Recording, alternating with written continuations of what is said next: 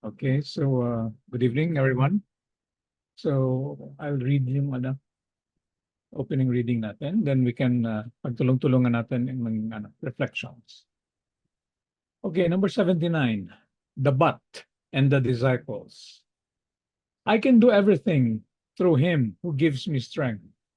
From Paul to the Philippians 4:13. The dedicated disciple affirms, I possess nothing of my own that is good, but Jesus will provide the resources according to my needs. I do not have the perfect knowledge of the road, but Jesus will guide me. The lazy apprentice declares, I do not doubt the kindness of Jesus, but I do not have the strength to fulfill the Christian task. I know that the road remains in Jesus, but the world does not permit me to follow him. The first one skids the mountain of decision. He identifies his personal weaknesses.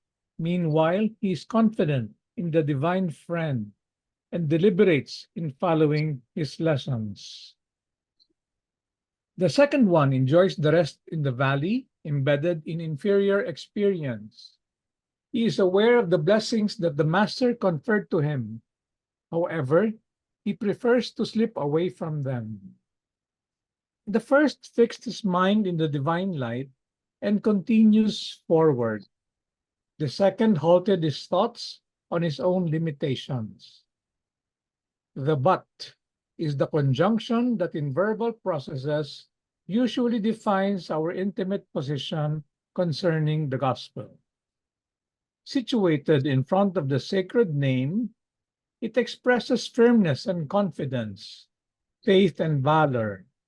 Although, when localized after him, it places us in indecision and uselessness, impermeability and indifference. Only three letters denounce our route. Thus, my principles recommend, but Jesus asks for something else. It is just that Jesus suggests, but I cannot do it. Through one simple and small word, we profess the faith or confess our inefficiency. Remember that Paul of Tarsus, nonetheless, after being pursued and beaten, still victoriously affirmed to the Philippians, I can do everything through him who gives me strength. Okay, so dito sa reading, again, makikita natin dito sa ginagamit na terminology niya na malakas yung influence nung I think nung Christian church dito rin sa Abot Sabi na tinanggap through Chico Javier, no? So Jesus always plays a central role. So like for example, di ba, Jesus will guide me. That do not doubt the kindness of Jesus. Okay? So pero tinutukoy nga dito actually is yung batas naturalesa, yung kalooban ng Diyos. Na yun nga yung sinasabi sa ating pag-aaral ng batas naturalesa ay nauunawaan ngayon natin at binibigyan tayo ngayon ng lakas ng loob sa mga bagay na ito. Okay? Pero yun nga, ang kadalasan na kahinaan ng tao is hindi makatupad dun sa alam niyang dapat nilang gawin. So dun tayo lagi nagkakaroon ng challenge kasi nga hindi tayo makatupad dun sa ating mga tungkulin. So sasabihin nga natin, kasi nga naunawaan ko, ganito, ganito, ganyan. Pero, so yun yung but sa English, sa atin pero. Gusto kong gumawa. Naintindihan ko na ayon sa ating doktrina sa labas ng kawang gawa, walang kaligtasan, so nangangailangan nga tayo ay kumilos. Pero, yan, din sunod-sunod na yan. Busy pa ako, marami akong ginagawa, di ba? Marami akong ibang mga alagad sa buhay, saka na. So marami sa atin ang nagiging ganyan na pinagpapaliban natin yung pagtupad natin ng tungkulin. Pero sinasabi nga dito, kung ialay lang natin yung ating sarili, kung i-prioritize natin yung paggawa o yung pagkilos, bibigyan at bibigyan tayo ng lakas ng loob, ng kaparaanan kung paano tayo makakatupad. So ito ngayon lagi kong sinasabi, ito yung ibig sabihin ng nasa Bible, kumatok ka at ikaw ay pagbibigyan. So yun lang muna yung may babahagi ko sa inyo siya. May nais bang magdagdag? Good evening din, well, Arceli, Brother JP. Yes, Brother Paul. Yung nabanggit dito, yung mga personal weakness, yung BAT na tinatawag, ayan yung nakakapigil to do our duty nga naman, yung tungkulin na sinumpaan. Yung faith ang nagpapatibay, no, doon para makayanan yung mapaglabanan ng mga weaknesses. Yung faith through Jesus, isa yon sa mapagmamatayan na pagka naniniwala tayo kay Jesus, tutulungan tayo, mapaglalabanan daw natin yung ating mga kahinaan. Ang naiisip ko dito, being a high level spirit, pure spirit, ay ang mga isipin ng isang higher spirit ay makakatulong sa sino man na humihingi ito.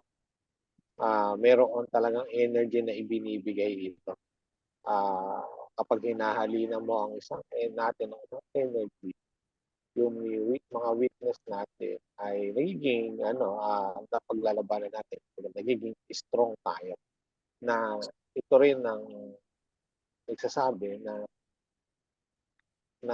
dapat na huwag tayong maging mataas o ma-pride sa ating mga sarili at masabi natin na hindi ko kailangan ng tulong nino man, no?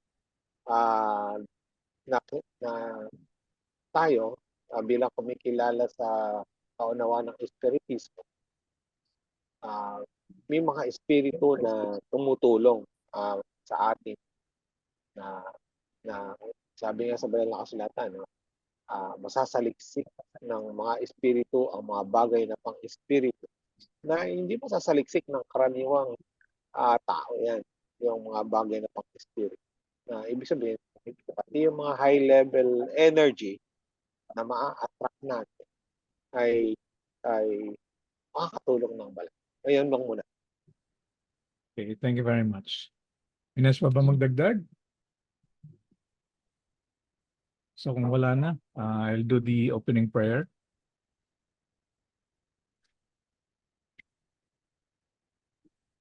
Diyos na makapangyarihan, muli po kaming nagsasama-sama ngayong gabi, ngayong araw. Upang ipagpatuloy po ang aming pagsasaliksik, ang aming pag-aaral ng iyong libino na kalooban.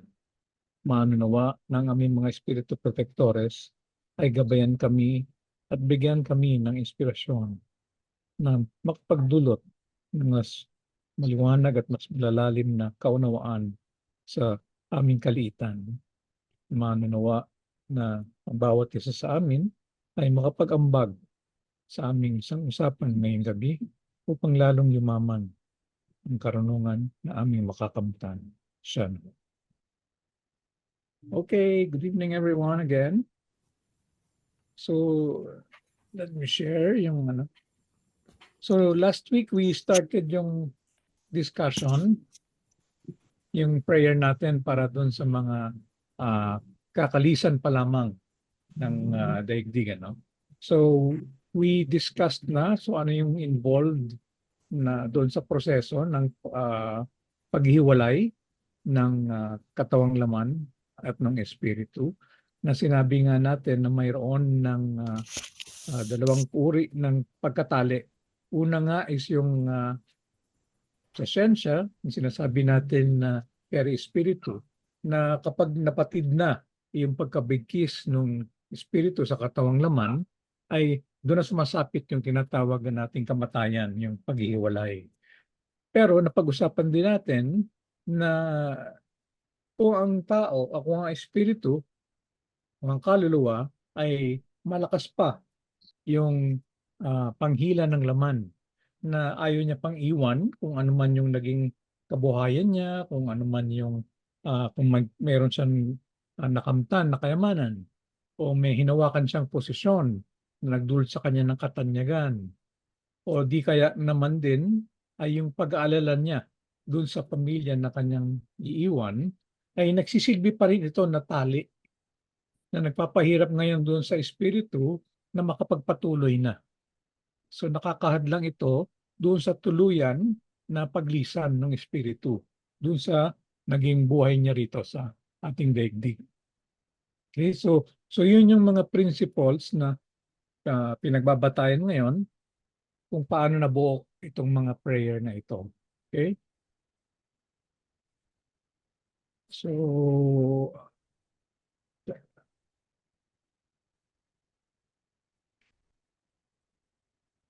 Jordan, ikaw muna dumating din, pwedeng ikaw muna magbasa.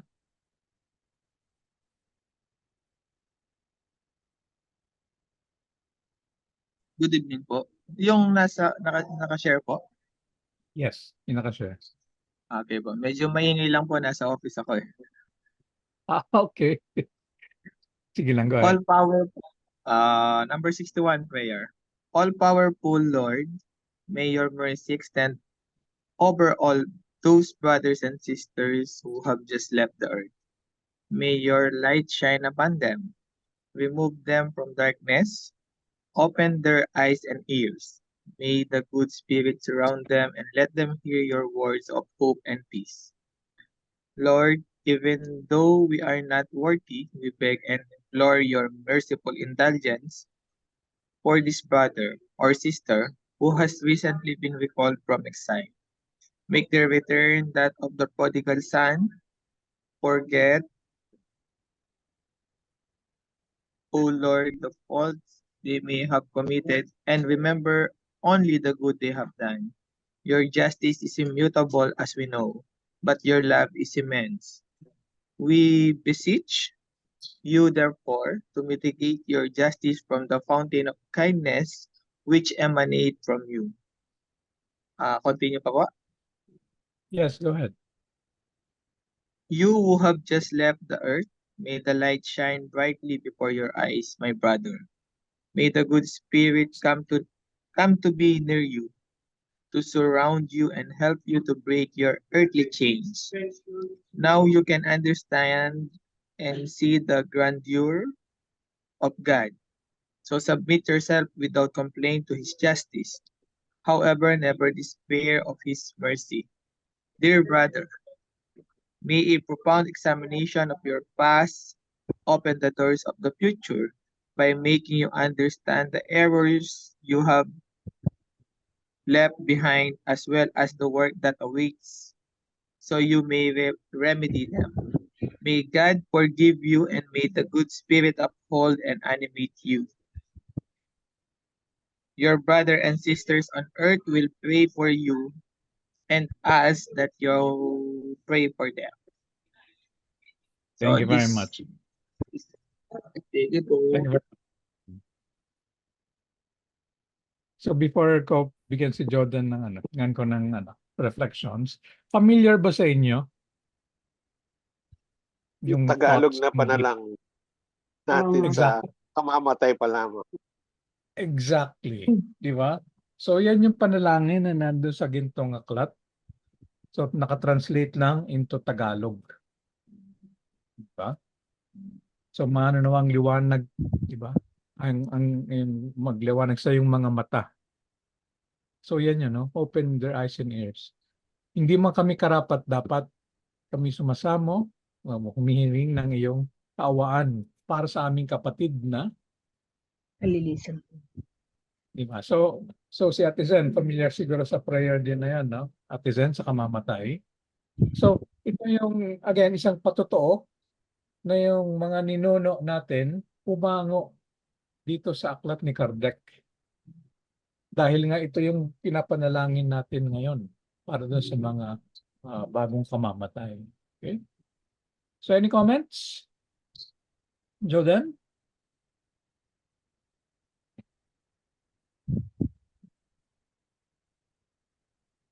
Ah, wala po muna, kuya. Okay. Sige, sige. Thank you. So again, ano, sa nakalagay dito, may the good spirits surround them.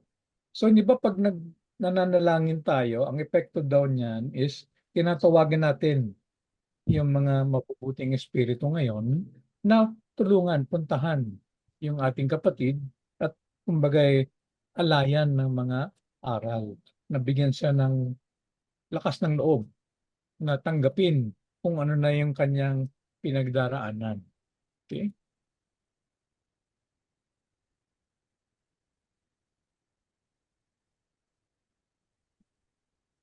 So ito rin sinasabi, forget, O Lord, the faults they may have committed and remember only the good that they have done.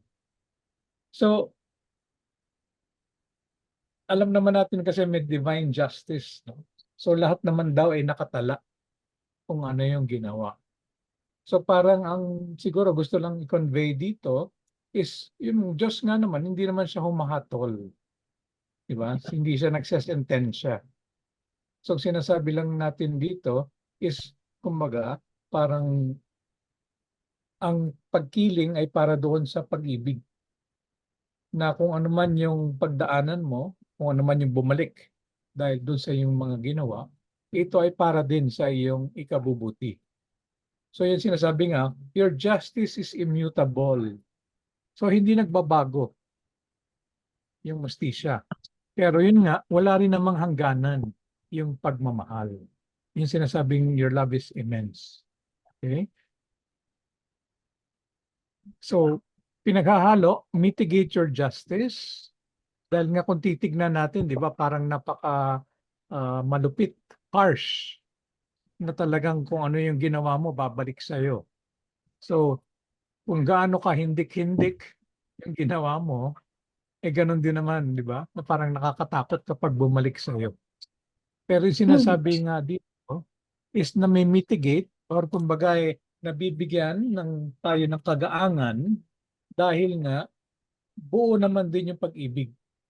Di ba sinasabi nga natin, kung ano man yung pinagdadaanan natin, kapag nauunawaan natin kung bakit natin pinagdaraanan yaon, mas madali natin ngayon siyang dalhin. So hindi na masyadong mabigat sa ating kalooban. Dahil nga, kumbagay tanggap natin Nagsumasailalim tayo ngayon. Thy will be done. Okay? So yun ang ibig sabihin ng binasa dito. What else?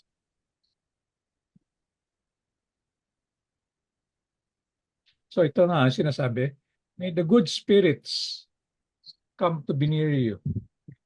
Brother JB, go ahead please. Hey, kumusta? Okay lang, okay lang. So, We miss may you, gusto lang akong... Brother JB. Ay, We kumusta, miss you. Brother Paul? Happy birthday. Hindi ako makapag-comment sa aking messenger kasi na-block ako ng Facebook eh. I don't know why. Anyway, yung may gusto lang ako idagdag sa yung the justice of God, immutable, di ba? Tapos hinihingi at the same time na ma-mitigate o mabawasan o ano ba yung mitigate?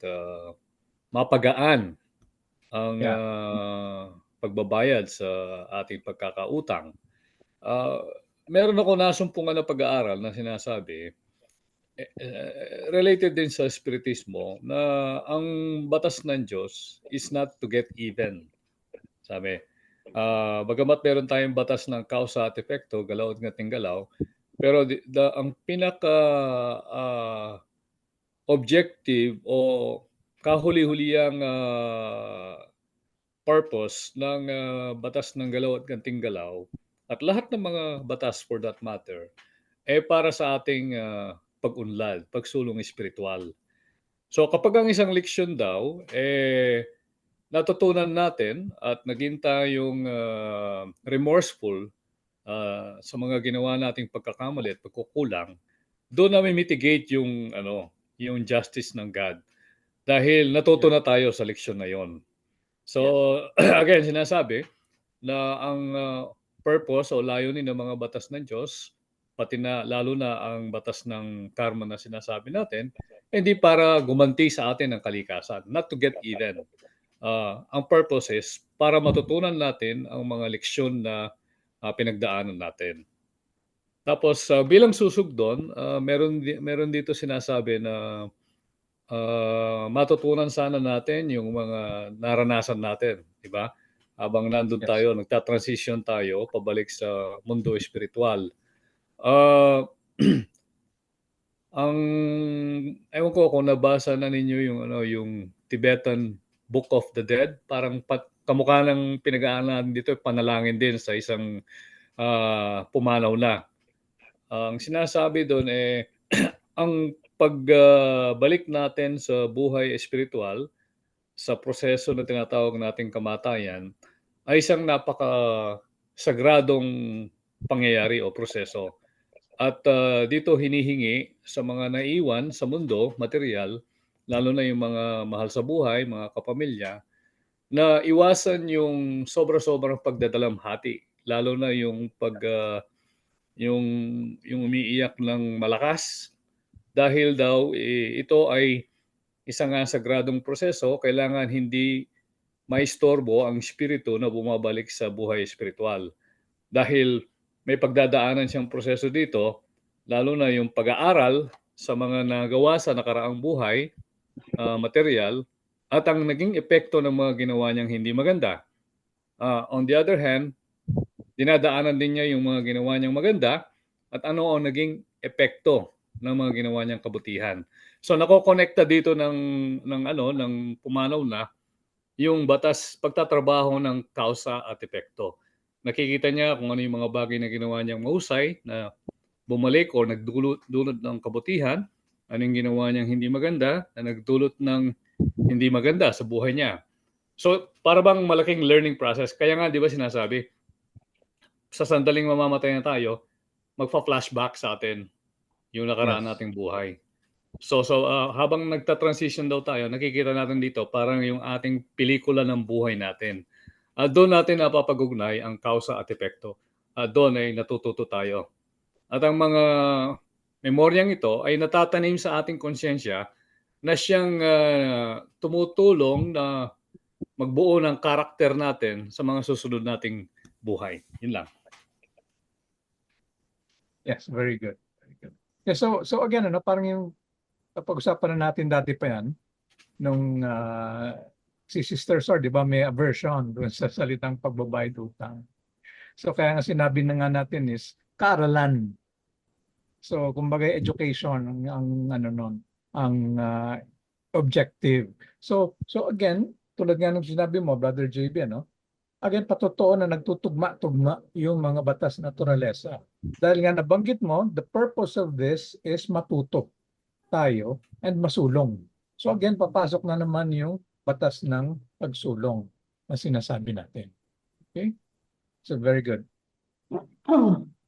So again, yun ding sinasabi natin, di ba? O yung sinare ko doon sa natin, group chats. Yung sinasabi mo na pagdadaanan mo lahat. Kasi nga naka-imprint lahat daw doon sa Peri Espiritu. So yung instant nga na humiwalay na yung katawang laman, yung Peri Espiritu sasama na doon sa Espiritu. So yun na ngayon yung magiging batayan nung babasahin o uunawain kung ano yung mga naging ginawa niya mabuti, ginawa niya mali. So lahat ng ginawa niya nakatala nga kasi doon daw sa Peri Espiritu.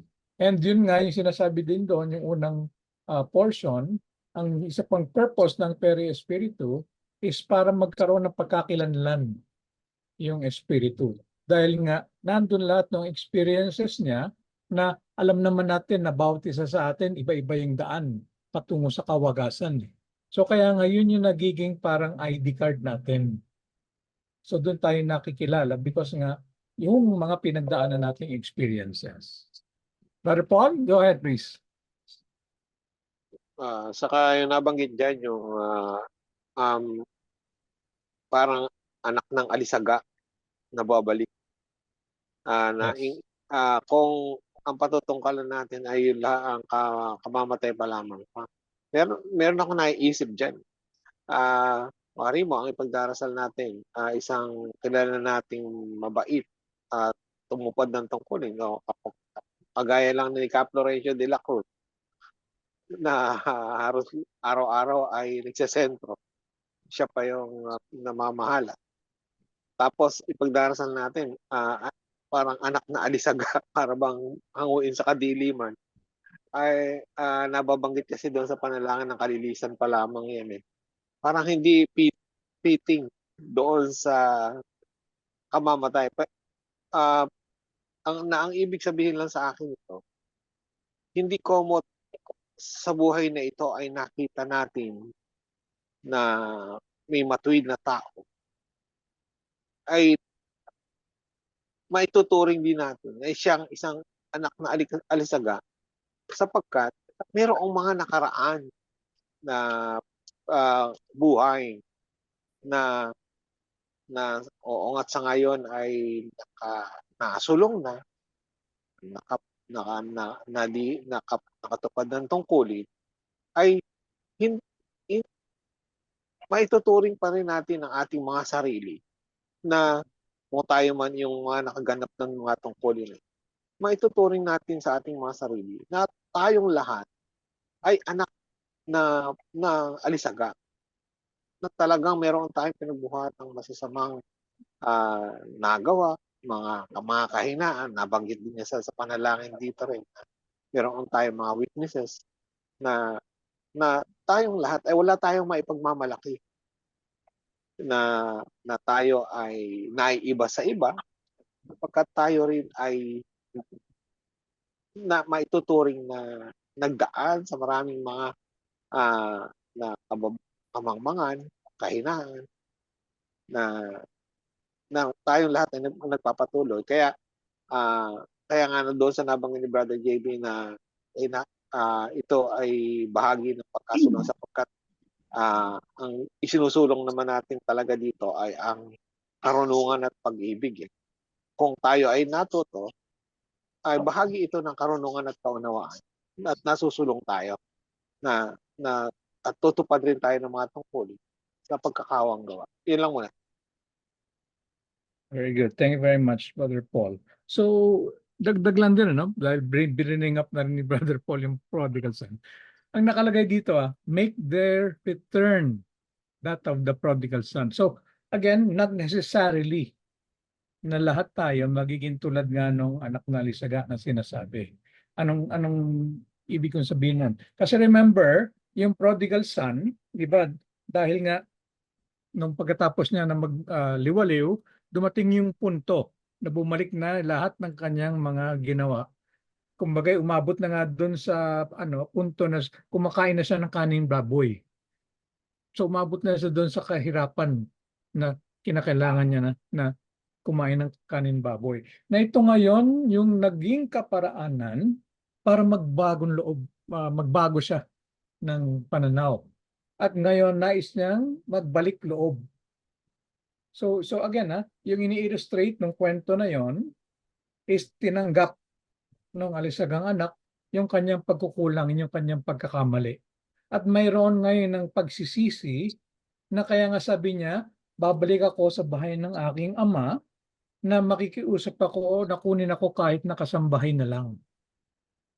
So again, hindi siya bumabalik na mayabang pa din, na i-expect niya ganun pa rin yung treatment sa kanya. Pero kasi nga kinilala niya na naging malaki yung kanyang pagkakamali. So mayroon ng remorse, mayroon ng nais na kumbaga makabawi na pagtatrabahuhan niya to be worthy again doon sa makatira doon sa bahay ng kanyang ama. So again, ang sinasabi lang dito, hindi lahat magiging ganon yung pagbabalik. Kasi nga tulad ng napag-aralan din natin last week, maraming mga tao na hindi pa nagsisisi. Maraming tao na ayaw kumilala na sila ay nagkamali. So dala-dala pa rin nila yung katigasan ng kanilang puso. Na kaya nga nagpapatuloy ito ngayon na sila ay nagdurusa pagbalik doon sa likod ng libingan. So ito nga yung sinasabi, yung ini-illustrate doon sa kwento ng No Solar na nandulugmok doon sa kadiliman. Kasi nga hindi naman lahat tulad ng prodigal son na nagsisi at naghahanap ngayon ng kaparaanan para makabawi. Okay? Any questions? Sister Let? Opo. Yung Sige po. tungkol po nga sa prayer na justice and love, may narinig po ako dito sa abot sabi sa dito sa Lunduyan na yung di ba ang Tagalog version noon ay ang katarungan mo po ay hindi nagmamali, ang pag-ibig mo naman ay walang hanggan. Yes. Yung ay ang ibig daw po sabihin ng katarungan ay yung yung galaw at ganting galaw, yung batas po ng galaw at ganting galaw.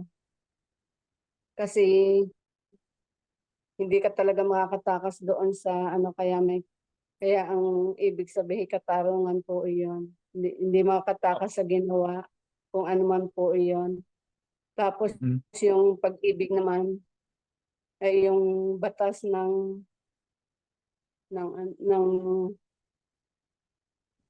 Reincarnation. Reincarnation, opo. Kasi Opo. binibigyan uli ng pagkakataon na mabuhay, magkatawang laman para makapagbayad o mapunuan yung mga pagkukulang po na nagawa sa previous life. Yun lang po. Opo. Opo.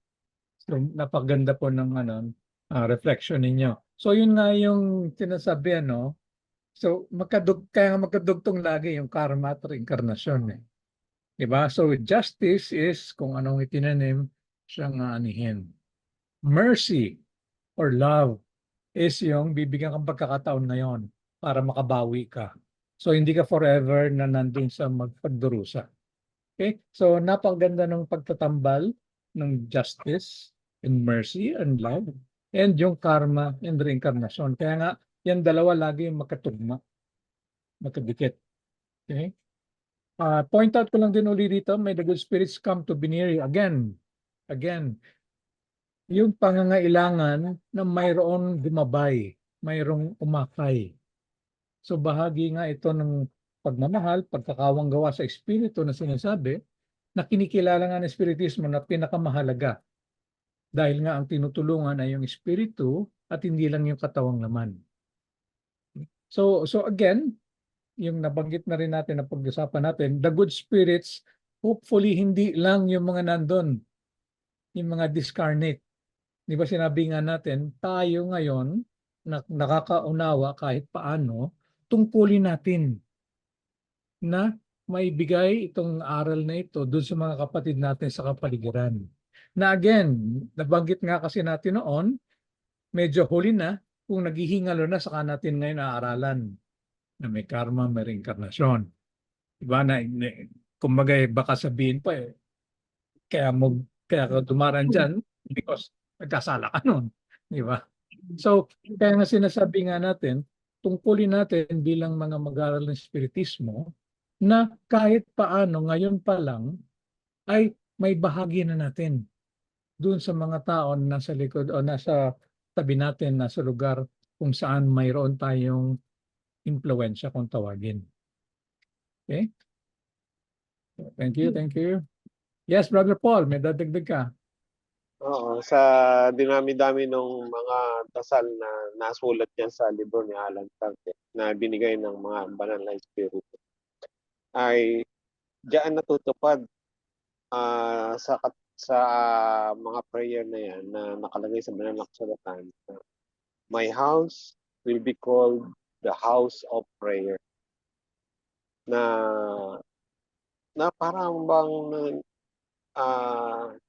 na merong kasiyahan sa atin na dito natupad sa ating pag-aaral ng espiritu na ang nasusulat na ang aking bahay ay tatawaging bahay dalang, ay parang ito na yung katuparan Meron akong isang kaisipan na lagi iniisip ko pa rin hanggang ngayon, na hindi ba doon sa unang mga naging paksa natin matagal na panahon na, yung mga banal na espiritu ay hindi daw pipigilin yung mga bagay na kalikasan, mga pangkaraniwang nangyayari, mga, hindi daw pipigilan, ngunit ililigtas ka. Kung wari mo daw ay mayroong babagsak na sanga, ay papaiwasin ka, pero hindi niya pipigilin daw yung pagbagsak ng sanga ng puno. Pero mayroon akong katanungan diyan na paano nangyari na noong nakasakay sa bangka ang ating Panginoon at ang kanyang mga alagad at nagkaroon ng unos, ay napigil ang unos. Paano napigil ang unos? Ito ba hindi ba ang sinasabi natin, yung kalikasan hindi pwedeng galawin. Dapat sapagkat natural na nangyayari yan, yung kalikasan na yan. Pero dito, sa pangyayari na napahupa ang bagyo, ang unos, iyan ang katanungan niya, paano napigil ang unos? Ito ba dahil sa may pumigil ng mga banal na espiritu sa unos? Yun lang. Sige. Okay. Actually, Brother Paul, nasa Genesis yan. Yung book na Genesis. So-called miracles. In-explain doon kung paano. So, pero out of topic yan. Sa susunod siguro. So, balik na yun tayo dito sa mga prayers. Teka, may nilagay si Ate Zen. Yes, bro. Si Arceli. Yes po. Yung tatay ko po noon, naglulook back siya sa naging buhay niya. Okay, very good. So let me share again.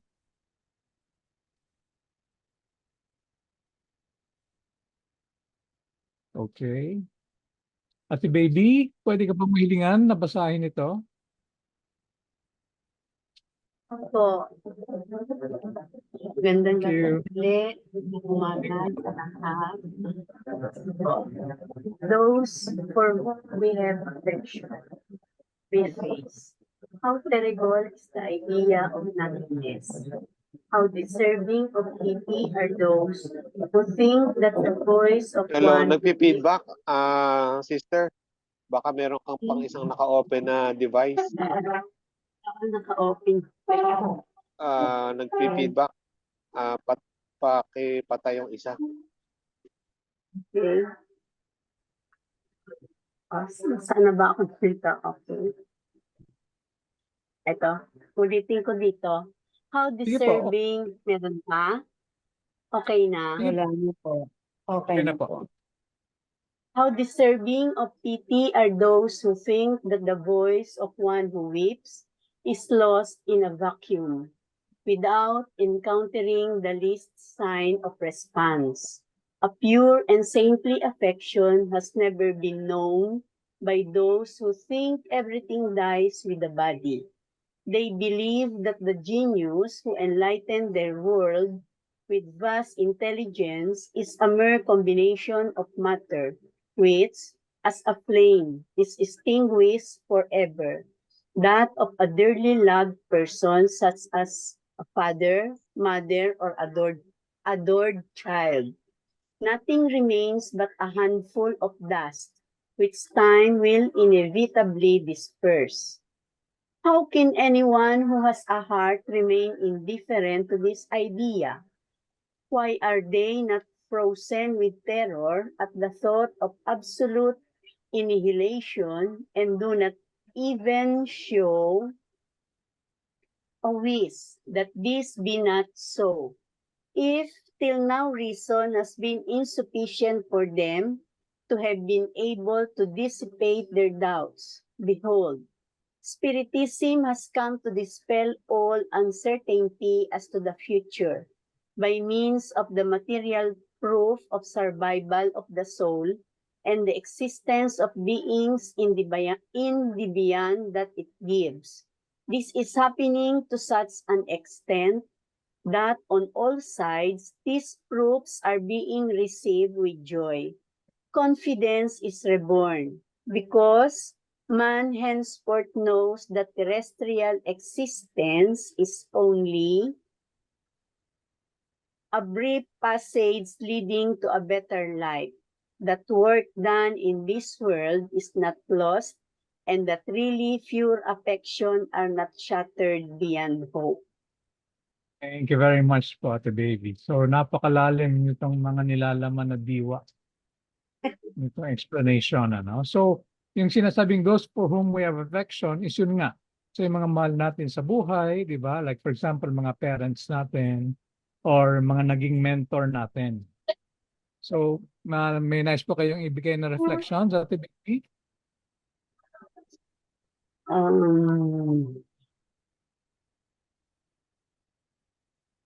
Maya-maya na lang po. Sige po, sige. So introduction lang, ano, ibigay ko lang na introduction. So yun nga yung sinasabi nito. Kasi nga, nung simula, yung mga tao, hindi naniniwala na mayroon na magsusurvive ang espiritu after death ng katawang laman. Okay, so ang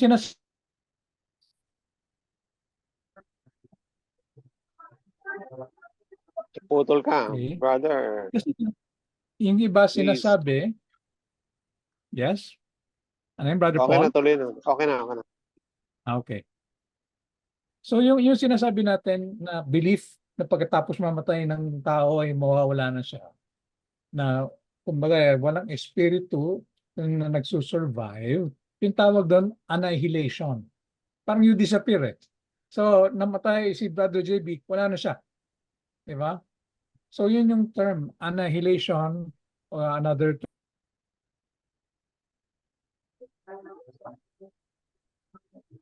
Walang matitira.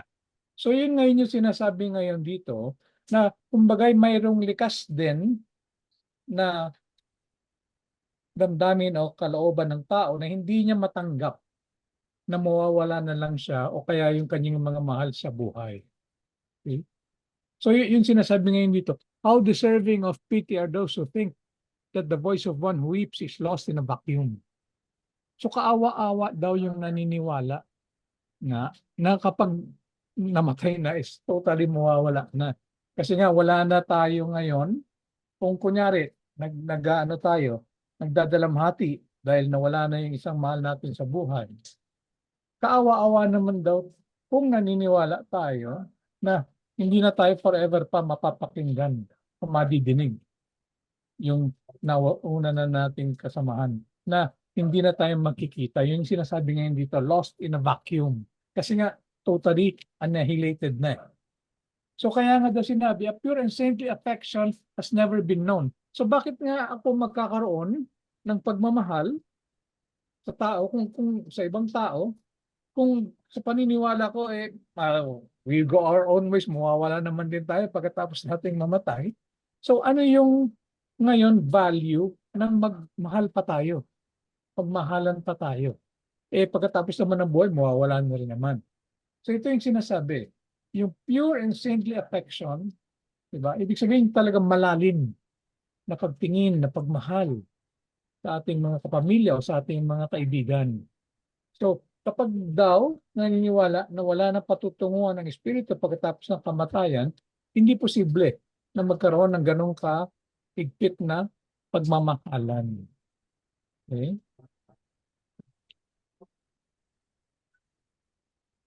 So, may nice pa magdagdag? Yes, Brother JB, go ahead. Meron na nababanggit na, di ba, yung the scourge of materialism or the dangers of materialism. Yung panganib ng materialismo na pinamamalas sa mga taong hindi naniniwala sa pagkakaroon pa ng buhay sa kabila ng kamatayan. Ang kanilang buhay dito sa mundo, ginagawa nila ang gusto nilang gawin. dahil wala silang iniisip na konsekwensya sa darating na buhay. Wala silang iniisip na susunod na buhay na dapat nilang harapin ang mga ginawa nilang hindi maganda. So walang consequence ang gagawin nila. Di ba may kasabihan? Mamamatay lang ang tao eh. So Yes. they do everything, Enjoy it. walang Enjoy. iniisip. Yeah, enjoy. Right. Live and enjoy. Live in the Mabubuhay ka moment. lang minsan o maiksi lang ang buhay, Yes. mamamatay lang tayo. So parang parang abandon. Kaya ang panganib ng materialismo ay yun nga, yung morals nagiging mababa dahil wala tayong iniisip na pagbabayaran kung ano man ang gagawin nating hindi maganda. Although merong mga acceptable sa modern times, merong mga ateista o materialista na dahil marahil unlad na rin ang kanilang espiritu, meron naman silang sinasabi na I do good for the sake of good, which is good. Maganda rin naman yun eh. Pero in general, karamihan, kapag makamaterialista ang isang tao, gagawin lang niya ang gusto niyang gawin na walang iniisip na konsekwensya. Yun lang. Yes, very good, very good. Pero not necessarily naman, di ba, na porket atheist, hindi na naniniwala na mayroong spirit. So I think meron din naman mga philosophies na naniniwala na magpapatuloy or meron to survive after the death of the material body. Okay? So again, yung nabanggit din nga ni Brother JB, meron naman na again, hindi naman nga kasi kinakailangan na mayroon siyang pananampalataya. Pero yun nga, yun ba sinasabi rin natin kasi, kadahilanan din bakit nagkaroon ng sibilisasyon, dahil nga mas maganda ang buhay kung meron tayong paggalang sa karapatan ng ating kapwa at may armonya yung pakikitungo natin sa isa't isa. So that's not necessarily need naman talaga na mayroon kang pinaniniwalaan kasing Diyos na lahat tayo ngayon ay magkakapatid.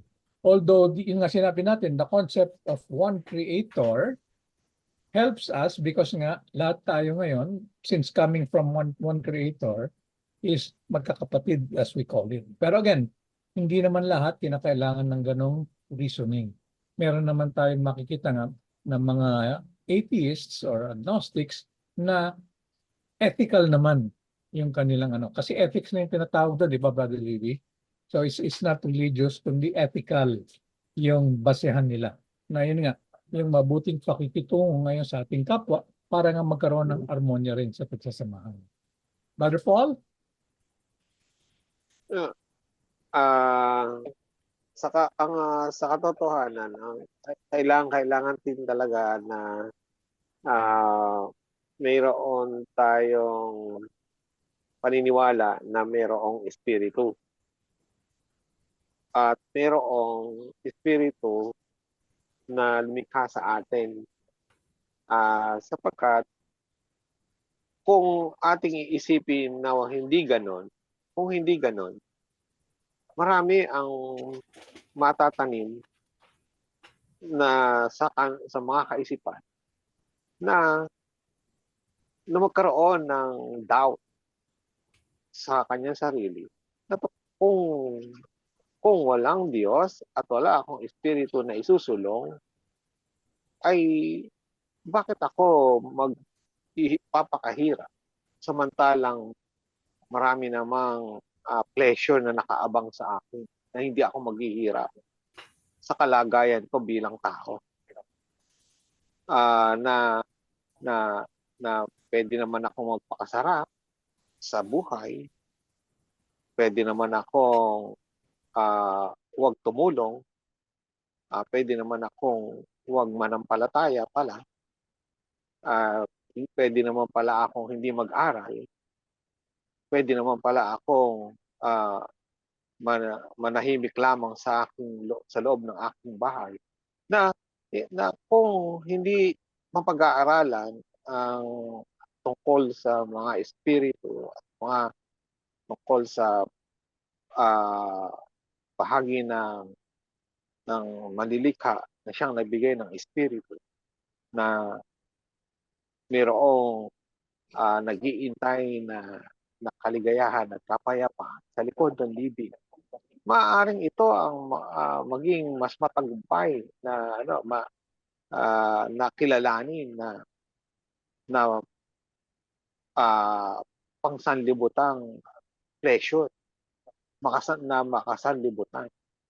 Na ito, kanina lamang napanood ko sa TikTok lang. Ano 'to, maaaring hindi totoo. Pero magbibigay din ng kaisipan na ito'y maaaring mangyari talaga. Na tinanong yung extraterrestrial being kung ano ang what will lead to destruction. Ito nga yung isa sa kanyang binanggit. Mas marami ang kikilala sa makamundong pleasure.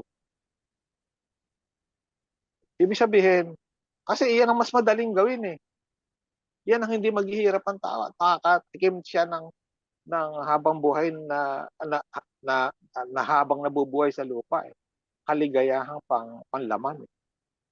Na iyan ang nakakatakot. At lalo kung iyan ay hindi natin pagpapatuloy ang mga pag-aaral na katulad dito, hindi makakarating doon sa may espiritu pala ang tao na dapat na pagputyagyan, na kung hindi tumupad ng tungkulin at mayroong mga kahinaan na pinabayaan ang mga virtues ay magdudusa sa likod ng libingan. Pagka hindi yan naunawaan talaga, ang maaaring maghari sa isang katao ay magpabaya at kilalanin ang sariling pagpapakasarap o pleasure na siya yung nakakatakot at very dangerous. Yun lang. Okay, thank you very much, Mother Paul. So yung binabanggit yung pinag-uusapan, kumbaga dyan nga pumapasok itong sinasabi natin na ikatlo na aspeto ng spiritismo, yung moralidad. So itong mga pinag-aaralan natin ito ay nagtutulak sa tao ngayon na maging mabuting kapwa, na gumawa siya ng kabutihan.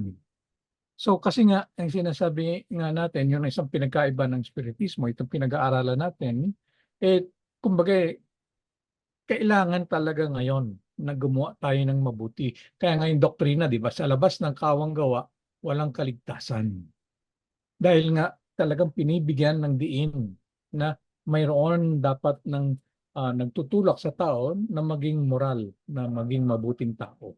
Okay? So, yung sinabi rin nga dito, Spiritism must come to dispel all uncertainty by means of material proof of survival of the soul and the existence of the beyond that it gives. So, yung sinasabi ngayon daw, ito ngayon, yung mga karunungan na dulot ng spiritismo ay para dun sa nakakaunawa, tinatanggap na ito ngayon ay nagbibigay ng kaligayahan, ng joy kung tawagin. Kuya Abner, go ahead. You raise your hand.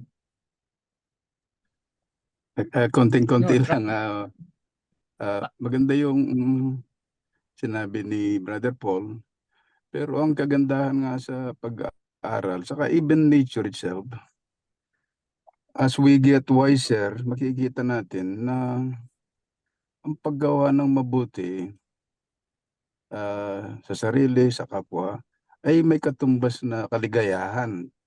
Ibig sabihin, when we do something good, kaya parang hindi rin mangingibabaw yun dahil nga yung when we love somebody, when we give something, when we kind to people, may katumbas na magandang pakiramdam. Kaya dahil tong kaligayahan na ito, the tendency also is to keep doing the right thing dahil nga mayroong katumbas na nakakatulog tayo ng mahambing pag nakakatulong tayo. Sabi nga ng isang si Denzel Washington, sinabi niya, let me be selfish every day. Ibig sabihin, by giving something, I'm happy. O by doing something. Kaya makikita mo din doon na yung dahil nga, although pleasure is good in the short term, but being good, doing the right thing, may katumbas na kaligayahan. Kaya nga, gagawin din natin yun as we get wiser. Yun lang po. Thank you very much, Kuya Abdan. So yung binanggit dito, confidence is reborn because man henceforth knows terrestrial existence is only a brief passage. So yun nga, di ba, sinasabi nga natin, nandito tayo sa daigdig ng luha at hinagpis. So para dun sa mga hindi nakakaunawa na mayroon naman ng iba pang buhay ng reinkarnasyon, kumbagay nagdurusa sila na yung pagdurusa nila nagmumula nga doon sa paniniwala na ito lang ang buhay, na kumbagay walang katapusan yung kanilang paghihirap. So, ang sinasabi ngayon dito, dahil ngayon sa itinuturo sa atin ng Espiritismo, alam natin na anuman ang pinagdaraanan natin ngayon, ay maikling-maikli lang yan kung titignan natin ngayon ang buhay na ito bilang bahagi ng tinatawag na eternidad. So yung sinasabi, terrestrial existence is only a brief package na to a better life, meaning para nga sa mas mabuting kinabukasan. Na itong nasa blue, work done in this world is not lost. So anuman yung aking pagsisikap, anuman yung aking mga kabutihang ginagawa, nalalaman natin na babalik din yan sa atin in the future. Kung hindi man ngayon nagbubunga yung lahat ng ating mga pagpupunyagi, may kadahilanan at alam nga natin na babalik din naman sa atin yan pagdating ng tamang panahon. And yung huli, really pure affections are not shattered beyond hope. Na yung ating pagsasamahan ito, halimbawa, na tayo ngayon ay regular na nag-aralan sa isa't isa. Na yung nabibuild natin ngayon na pagkakapatiran, pagmamahalan, ay magpapatuloy naman. At malamang sa hindi, muli tayo magkakasama-sama sa susunod na buhay upang may pagpatuloy natin yung ating pag-aaral ng sama-sama. Dahil nga mayroon na tayo ngayon nabubuo na grupo na magkaka-vibrasyon tayo. Dahil nga regular tayong nakikipag-aral. Na hindi masasayang ito dahil nga makakaasa tayo na sa susunod na buhay magkikita-kita pa rin tayo. Dahil sa batas ng halinahan. So yun ngayon yung sinasabi ngayon, that's why itong mga kaunawaan ng mga bagay na ito tungkol sa karma, sa reinkarnasyon, sa mga batas naturalesa, ay tinatanggap ng buong kagalakan. Dahil nga bibigyan tayo nito ngayon ng pag-asa, ng kaligayahan. So kaya nga kung ano man yung pinagdaraanan natin, magaang na nating madadala. Dahil nga nakakaunawa na tayo. So yun yung introduction dito sa prayer na ito. Okay. So we go to the prayer. Ako na muna magbasa. O Lord, may you see fit to favorably receive this prayer in the name of my brother. Help them to perceive the divine lights that will make their pathway to eternal happiness easier. Permit the good spirits to take them my words and thoughts. You who were so dear to me in this world. So ina-address natin ngayon itong mga kahinlog natin na nauna na. Listen to my voice, which calls to offer anew my pledge of affection. God allowed you to be liberated, again, liberated, lumaya, to be liberated before me, and I cannot complain about this without being selfish. Because this would be equal to a wish that you be still subject to the sufferings of life. So wait with resignation for the moment of our reunion in this happier world where you have arrived before me. I know that this separation is only temporary, and that however long it may appear to be, its duration is nothing compared to the blessed eternity which God has promised to his chosen ones. May his goodness preserve me from doing whatever it might be that could delay this longed-for moment, so that I may be saved from the pain of not encountering you when I leave my earthly captivity.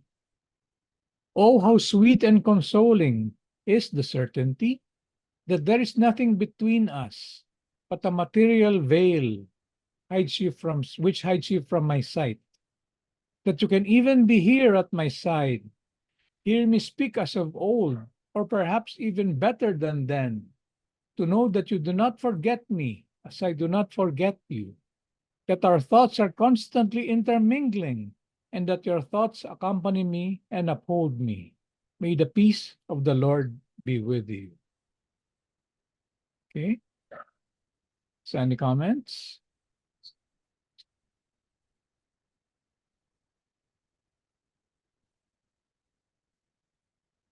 Yes, Brother Paul.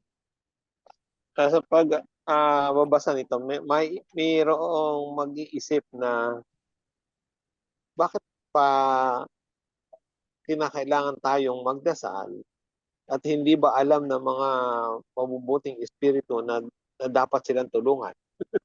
Pero mga mag-iisip ng ganyan.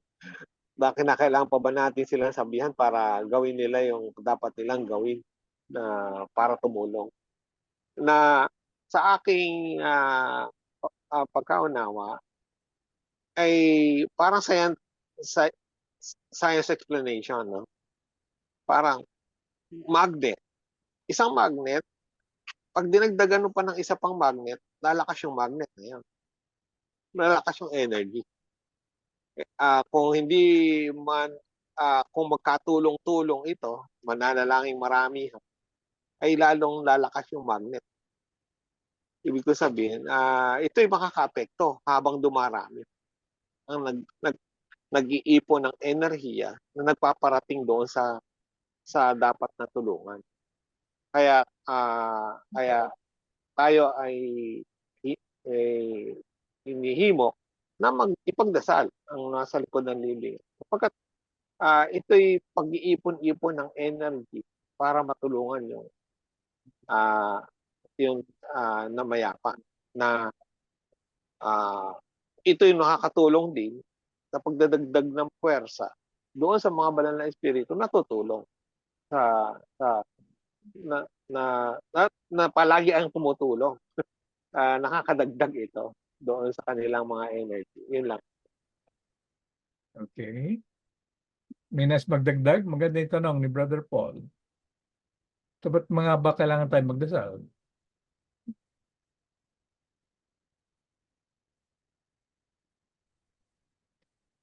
Di ba meron nga kasi siguro na yung sinasabi niya natin, law of cause and effect,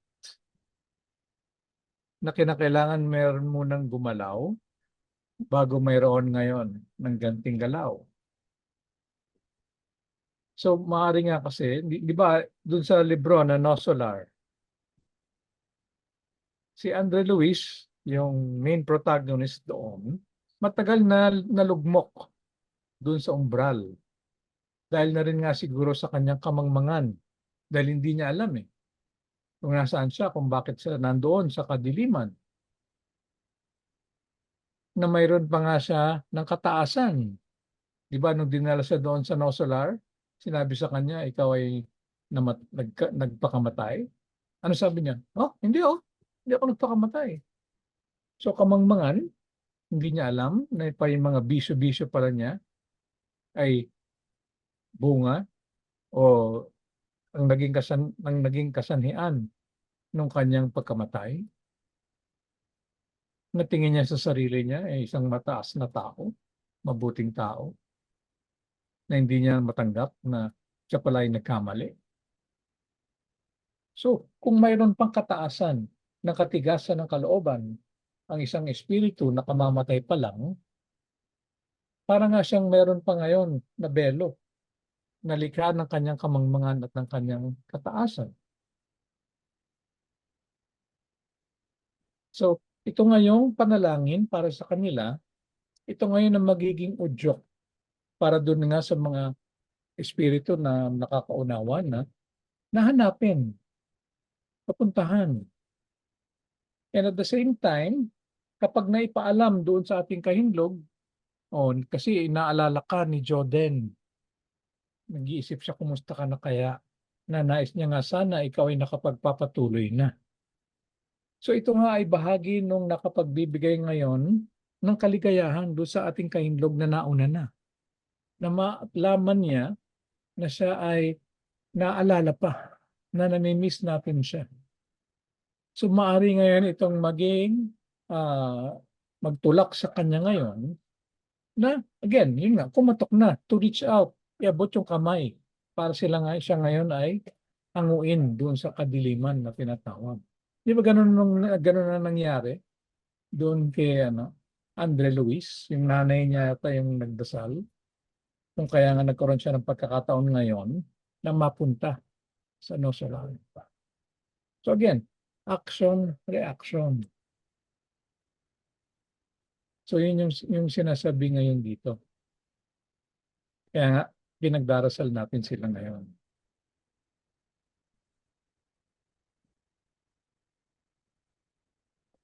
May nais pang magdagdag dito? Brother Abraham, go ahead. Ang katanungan po ay kung ba't pa tayo nananalangin sa mga namatay. Mhm. Ay po ang tinuro sa atin sa Espiritismo. Doon sa Mateo, sabi ro, kung mananalangin kayo, isarado mo yung pinto ng yung kwarto. Ngayon, sa Espiritismo, tinuturo itong mga sinasabing durungawan na ito yung ating mga sentido. Kaya sa Espiritismo, dito makikita natin yung paano natin sinasagawa yung pananalangin. Sapagkat ang umiiral, diwa sa diwa. Kasi kung bibigkasin lang natin ang ating mga bibig, tama nga po, binibigkas natin sa pamamagitan ng ating isip, pero ito'y diwa, hindi sa pamamagitan ng ating labi. Kasi kung bibigkasin lang natin ang ating mga labi, hindi ito maririnig. Naniniwala ko hindi ito maririnig. Kaya tinuturon tayo ng konsentrasyon mental upang yung diwa natin, pumailan lang. At yung pagpailan lang yun, naaabot yun ng diwa ng mga namatay. At ng mga mabubuting espiritu. Yun ang proper na pinapaliwanag sa atin sa Espiritismo.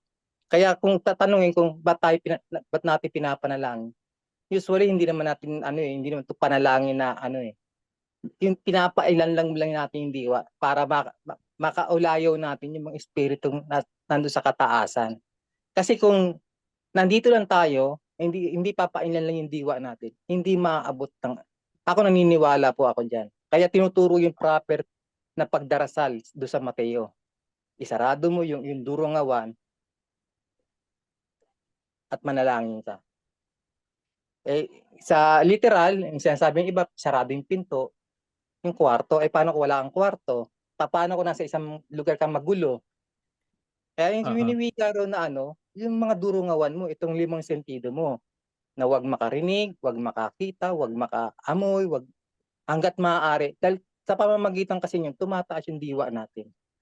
Yung naaabot natin yung diwa ng mga espiritu. Dahil ang espiritu ay diwa Naaabot natin yan. Kaya yung komunikasyon, nakakarating sa kanila. Kaya tayo nananalangin. Yun lamang po. Yep. Very good. Thank you very much, Brother Abraham. So yung sinasabi nga na isarado yung durungawan, ibig sabihin nga nun, kumbaga nakaugnay tayo sa kitaasan, so kumbaga ina-isolate natin, walang nakakagulo na ingay o ibang thought na taliwas doon sa pakiugnay na tinatawag natin sa kitaasan. Okay? Brother Paul, go ahead.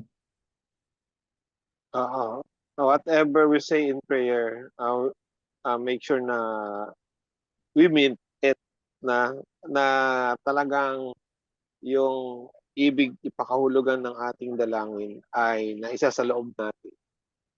Na katulad ng napag-aralan natin ng mga nakaraan, na dapat hindi lang basta binabanggit na nakapaloob sa ating mga kaisipan, sa damdamin natin, naunawaan natin yung ating dinadasal, na siyang makakatulong doon sa mga tao. Na maituturing ko bilang isang paghahalintulad. Yung, di ba, nakapanood tayo ng mga pelikula na Anak, sumuko ka na. Dahil nakalabag ka sa batas ng ng pamahalaan, ay sumuko ka na para gumaang yung mitigating circumstances ay babawasan ang sentensya mo pag sumuko ka na. Ito yung mga paghimok, yung mga panalangin natin, paghimok natin doon sa mga namayapa na magsisi, ay para na ding paghimok na sumuko ka na at para mabawasan yung mga pagdurusa mo sa bilangguan o sa likod ng libingan. Parang mitigating circumstances na nakakabawas ng hatol. Iyan naman yung binasa natin kanina na nakakapagpagaang at nakakapagpatiksi ng pagdurusa. Yun lang. Thank you very much, Brother Paul. Brother Abraham, parang nagtaas ka ulit ng kamay ba kanina? May dadagdag ka ba? I-share ko lang po yung konti yung tungkol sa mga namatay na isang tao. Pagdating sa kanyang paroroonan, ano ba yung daratnan niya ron? Kasi may winiwika tayong hinahatulan,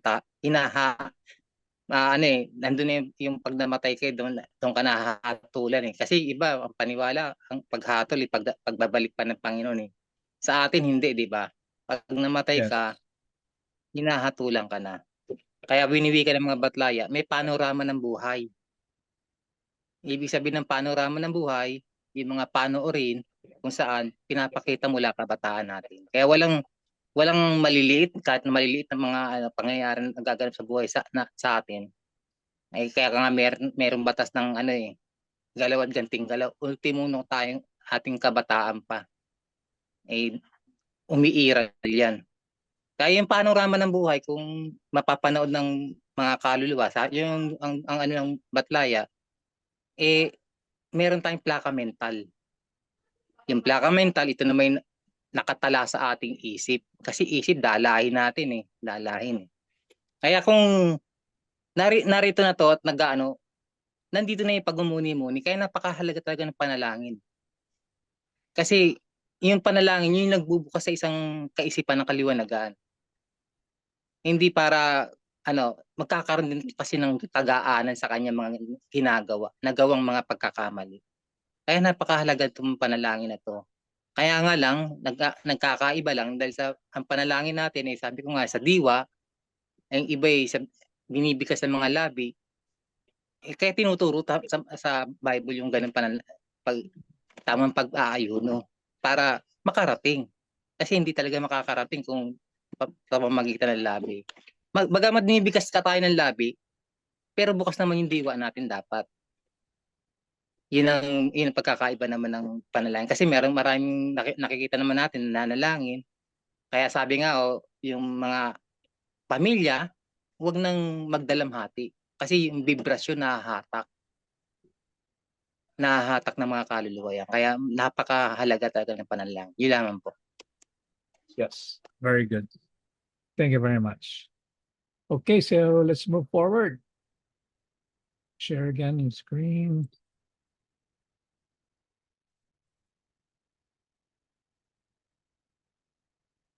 Okay. So who's next? Arceli, can you read?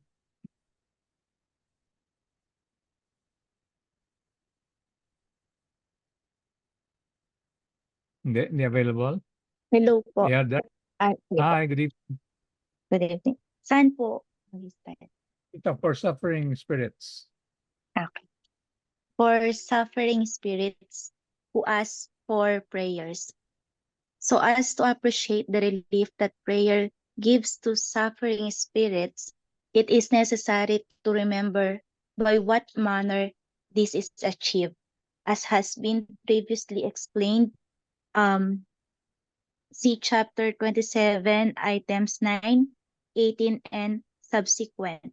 Those who are convinced of this fact will be able to pray with greater fervor because of the certainty that they do not do so in vain.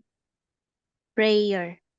God of clemency and mercy, May your goodness extend to all the spirits we have recommended to you in our prayers, especially the spirit of X.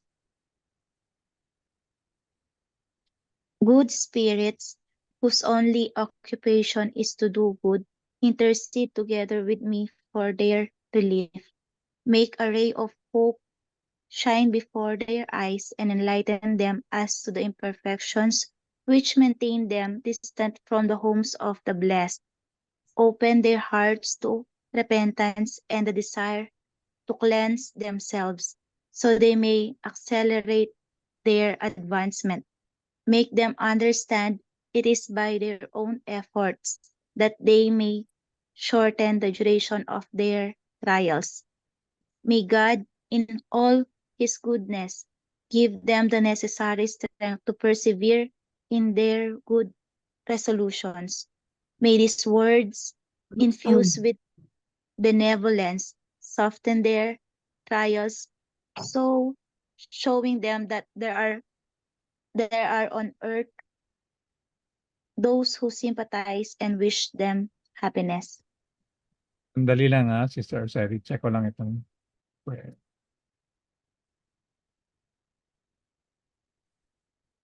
Pwedeng ituloy mo na rin. Pareho naman yung diwa nito.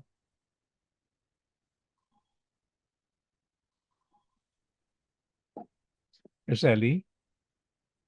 Can you tuloy mo lang? Yes po. Apo. Prayer. We ask, Lord, that you shower the blessings of your love and mercy on all who suffer, be they wandering spirits or incarnates. Have pity for their weaknesses. You made us fallible, but gave us the capacity to resist evil and conquer it. May your mercy extend to all those who are not able to resist their evil tendencies and still continue to drag themselves along evil pathways. May the good spirits surround them. May your light shine in their eyes, and so attracted by the life-giving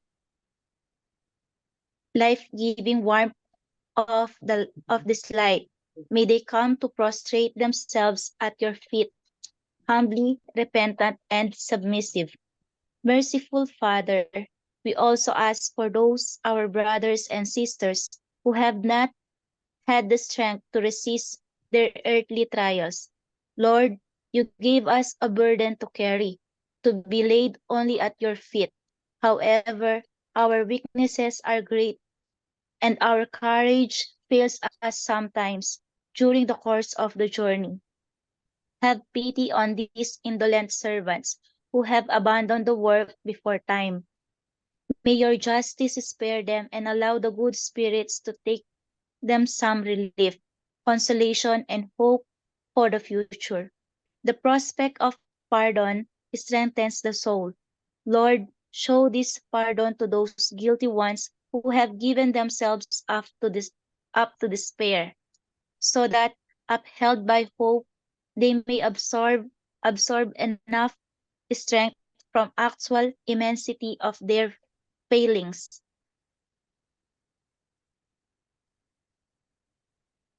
And sufferings, so they may redeem the past and prepare themselves for the conquest of the future. Okay. Thank you very much, Arceli. So can we analyze it in prayer? So kumbaga para lang makita natin yung sinasabi nga na mga napag-aralan na nating diwa. So ano yung lumalabas dito? Okay?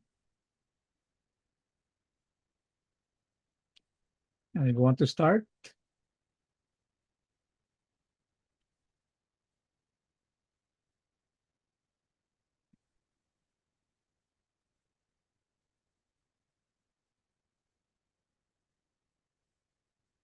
So, di ba yung sinasabi natin, magkaroon ng kaliwanagan? So, make a ray of hope shine before their eyes and enlighten them to the imperfections which maintain them distant from the homes of the blessed.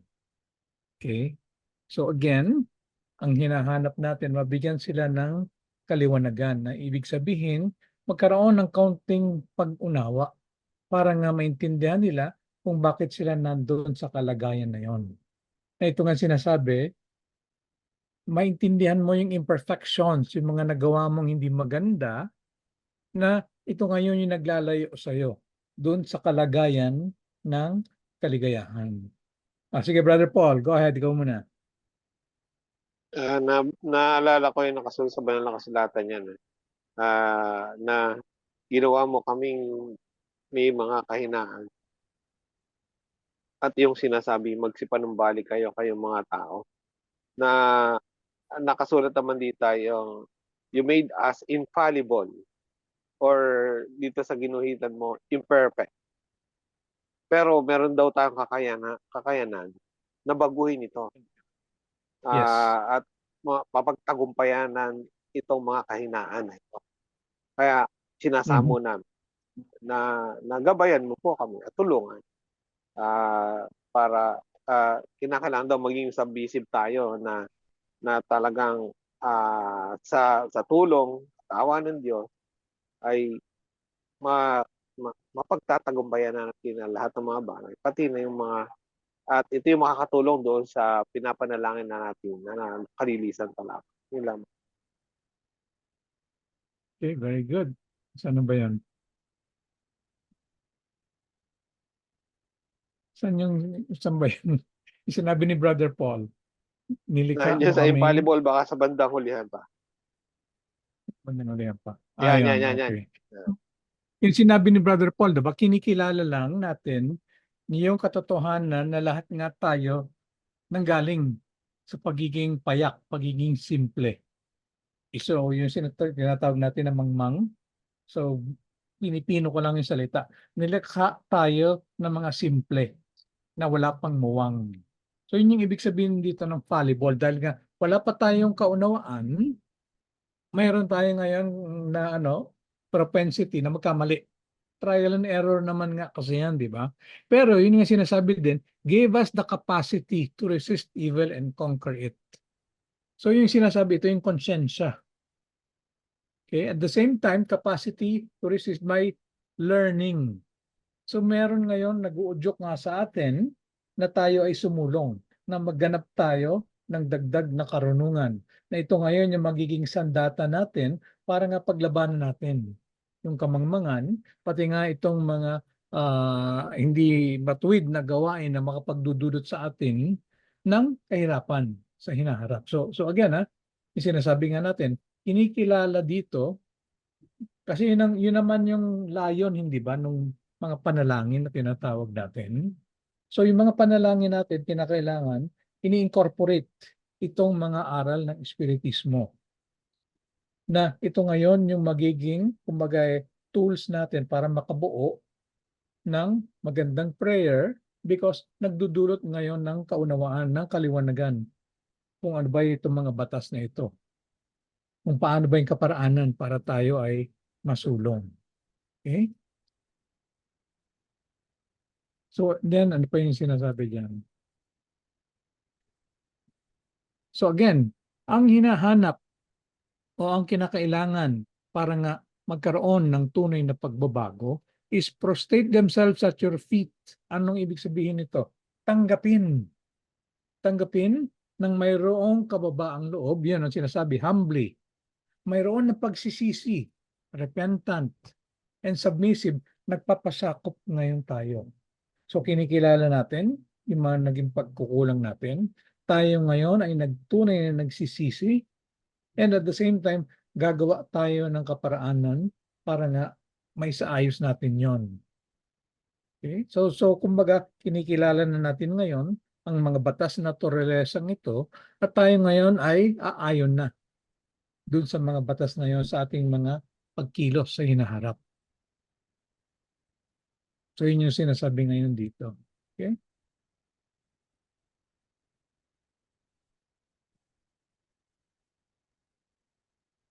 So sinasabi, our weaknesses are great. So yun nga kung kulang pa tayo sa kaunawaan, mas malaki talaga yung chances na magkakamali tayo. Kaya nga sinasabi talaga, kinakailangan patuloy at patuloy na pag-aaral. Bakahin ang kamangmangan at fanatismo. Yun ang sinasabi, di ba? And yes, go ahead, Brother Paul.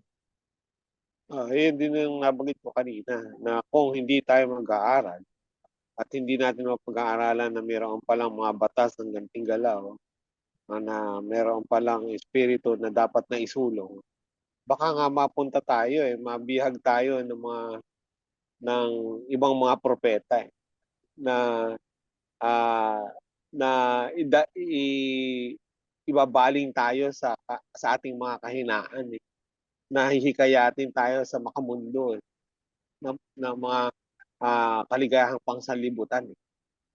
Kung hindi mag-aaral talaga, yan talaga papasok sa isipan. Mas madaling hikayatin ang isang mayroong kamangmangan. Mahikayat na na manahimik lamang sa bahay, magkaroon ka ng kapayapaan sa sarili, tama na, magpakasarap sa buhay. Mas mayroong tendency na mahikayat sa mali kung hindi mapag-aaralan yung nasa dako paroon ng buhay at saka palapahaman ng buhay. Yun lang. Thank you very much, Brother Paul. Yung iba naman po, any reflections? Dinuel, good evening. Ito pa namin narinig ngayon. Baka nais mong magbigay ng kuro-kuro.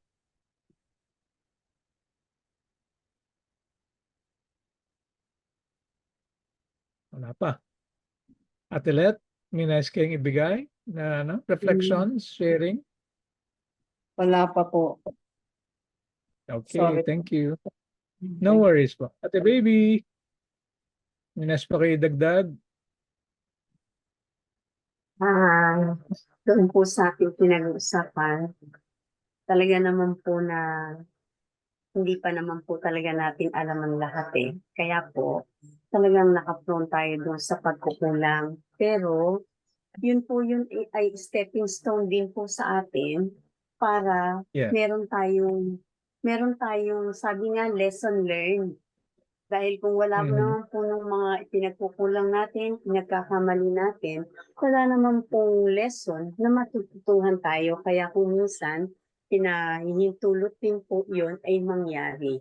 Kaya nga po, sinasabi natin na ang Diyos po talaga pong nasa Kanya ang katarungan, ibinibigay po sa atin yung pagkakataon para yung ating mga naging pagkukulang na yun, makita natin through experience. Kaya nga lang, kung hindi po lilingunin yung ating mga nagiging karanasan, hindi natin kukuhanan ng pag-aaral yun, wala rin po tayong makukuha. So, yung pong sinasabi na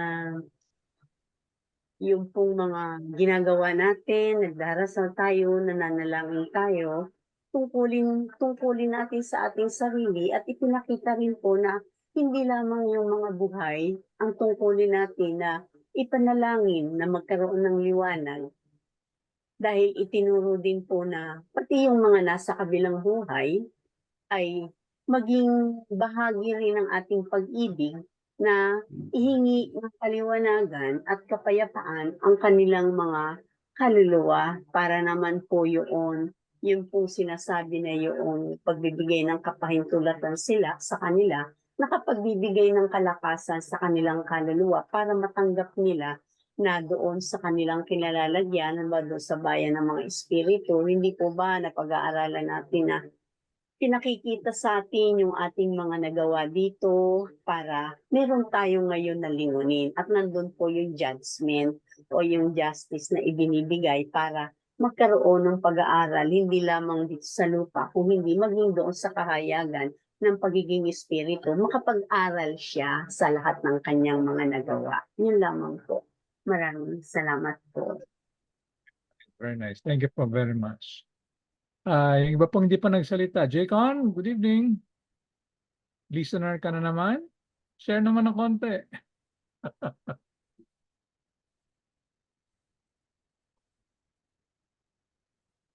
Busy yung mga taga-umbrella. Ate Zen, minas kayo dagdag?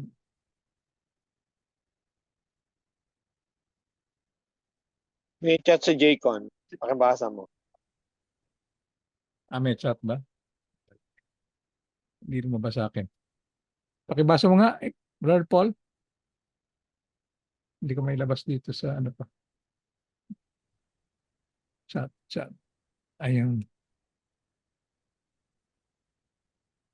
Jaycon, may epekto ba ang panalangin ng taong hindi naman nagpapakabuti? May epekto, sabi ni Arcedi, may epekto kapag may alignment.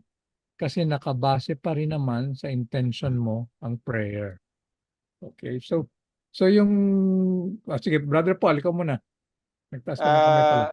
Para sagutin yung tanong na yun, maihalin tulad ko yan dun sa matigas ang ulo na bata. Na pag sinabi ng nanay, huwag mong hihipuin yan, kandila, mapapaso ka. Pag hinipo niya, katulad ng sinabi ni Sister Baby, magiging lesson sa iyo to na mapasok ka. Hindi ka sumunod doon sa binapayo na mga magsisika . Hindi ka sumunod kung sumunod ka lang sana, hindi ka magdurusa sa mga paghimok sa atin ng ating mga kahinlog na huwag gawin ay magkakaroon niya ng epekto na matututo ka doon sa in a hard way na pero meron naman mga bata na sumusunod, hindi matuto din naman sa kamalian ng iba. Wari naman na sinasabi, tamo ko, napaso ako, anak ko, masakit to, namamaga, nagpalto. Yan, pagka hinipo mo ngayon yung kandila na yan, ganyan din ang mangyayari. Na ibig sabihin, meron din namang mga sumusunod at hindi na para pagdusahan yung mga bagay na mga paghihirap na dumating. Yan lamang. Okay, thank you very much, Brother Paul. Dinwell, good evening. You're ready now. Go ahead, Dinwell. Paki-unmute. There you go. Ay, good evening po kaya. Hey, good evening. Actually, maganda po yung maganda po yung mga message o yung tama yung message ng mismong prayer sa spirit ng mga namayapa. Pero may katanungan pa ako, hindi ko alam kung mahadagdag hindi ko alam kung anong level ng yung katanungan na to. Kasi napansin ko, na sa pananalangin sa mga namatay, binabanggit yung pangalan. Meron po bang impact yung pagbanggit ng espesipikong pangalan kapag nananalangin sa mga namayapa? Kasi iniisip ko sa spirit world, nagmamatter pa rin ba yung pangalan? I mean, kapag ba hindi nabanggit yung pangalan ni ganito, hindi na nakakarating sa kanya? Yun po yung kasi katulad ng naunang mga message kanina, prayer kanina, specifically sabi sa spirit ni X, something like that. So, yun, gusto ko lang po na malaman kung ano yung kahalagahan ng pagbanggit ng pangalan sa panalangin sa mga namayapa. Okay. Any comments? Kung ako yung tatanungin, mayroong, sige, si Brother Abraham muna. Go ahead, Brother Abraham. May level naman kasi o kaya kapanahunan ng mga kamatayan ng tao . Kaya siguro binabagit yung pangalan, siguro kamamatay pa lang noon. Kasi winiwika ng mga batlaya, pag medyo may katagalan na yung wag mo na siyang iistorbohin. Wag mo na siyang gagambalain kasi nakaka-distract sa kanila yon. Pero yung kamamatay pa lang, pero kung sana meron pa siya attachment dito sa lupa, na niya yon, na kumbaga sana nahahagip niya yon, na siya yung pinapatungkulan ng mga panalangin. Kaya siguro binabanggit yung pangalan. Pero kasi may dalang klase naman ng pananalangin sa mga kaluluwa . Yung kamamatay pa lang sa kayong matagal lang na namayapa. Hindi mo nga alam kung yung pinapayapa mo, baka nag-reincarnation eh. Di ba? Kaya, ibig sabihin, hindi applicable na banggitin po yung pangalan ng matagal na namayapa dahil hindi mo na kailangan siyang gambalain. Ang binabanggit lang ang pangalan, yung kamamatay pa lang. Yan ang aking pagkaunawa doon.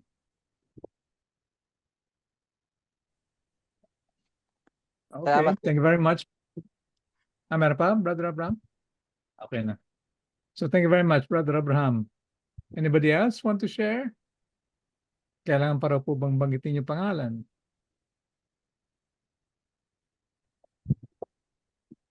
Ate Zen, nag-unmute ka ba?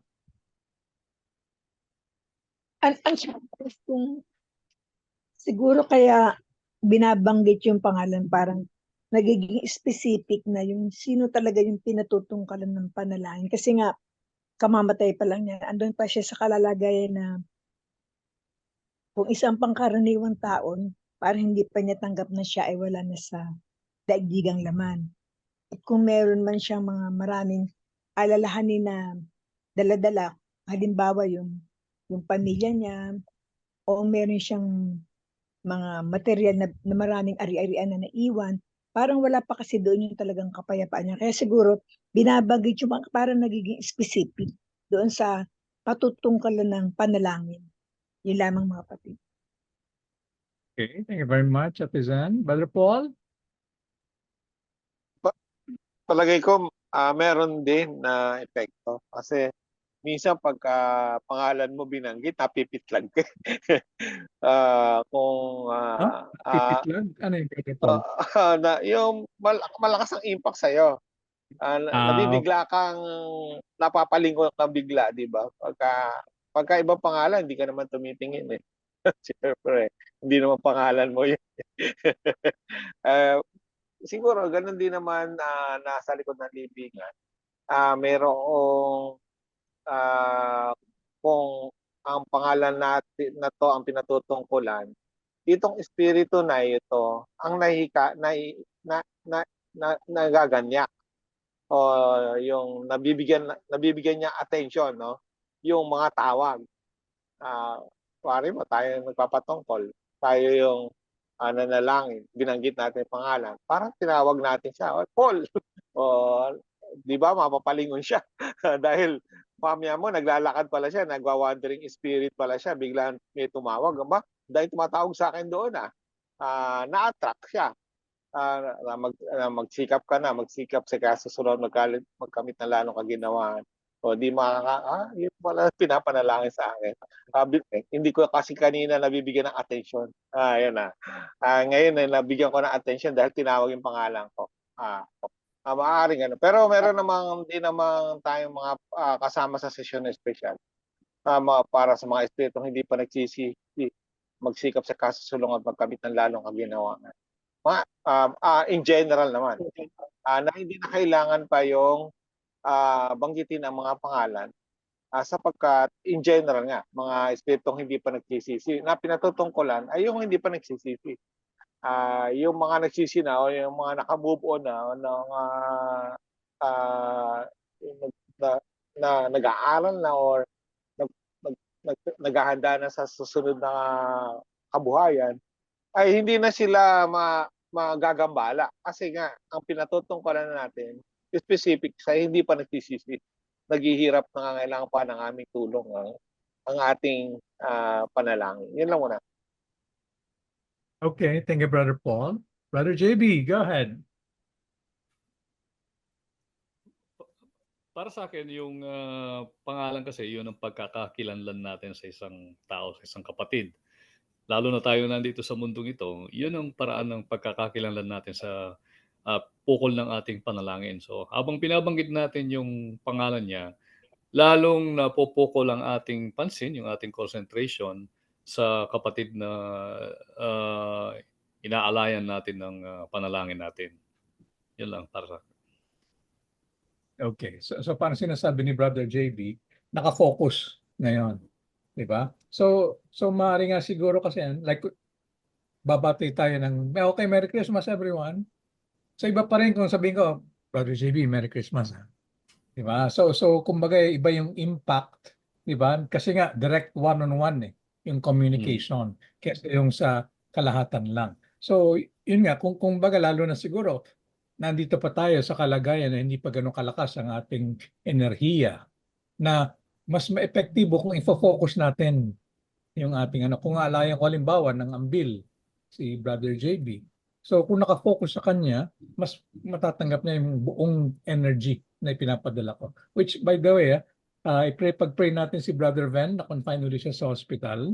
So bumaba ulit yung pulso niya. So this is the 4th time na.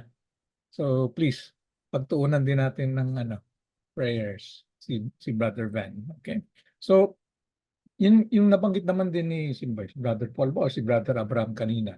Depende na nga yun kasi kung ikaw yung dinadasalan later on, na yun nga, dahil kung mayroon ka ng kaantasan, di ba? So hindi na ganoon ka importante sa iyo yung individuality mo dahil nga bahagi ka na ng di ba sinasabi nga natin, pag sinabi mong Holy Spirit, kalipunan yon ng mga matataas na espiritu.